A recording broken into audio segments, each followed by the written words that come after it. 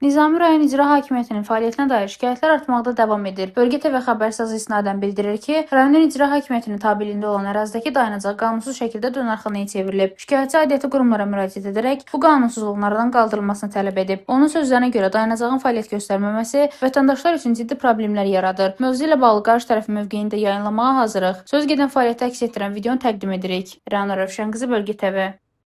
Buna bax. Göz doymur baba. İnan mənə ki, bu boyda var dövlətdən göz doymur. Təsəvvür et ki, Astanovkanın götürüb Astanovkanı onu dönər eləyib. Bax, cəmaat küçələrdə deyəlir. Bax, Astanovkaydı. Bax, qanuni dövlətin Astanovkası. İndi dönərxanadır. Bax, vallahi yiyəsizlikdir. Nizami rayon İcra Hakimiyyəti konkret yiyəsizlikdir. Bax, hamı bir yerdə deyək. Bax. Astanovka olub dönərxana.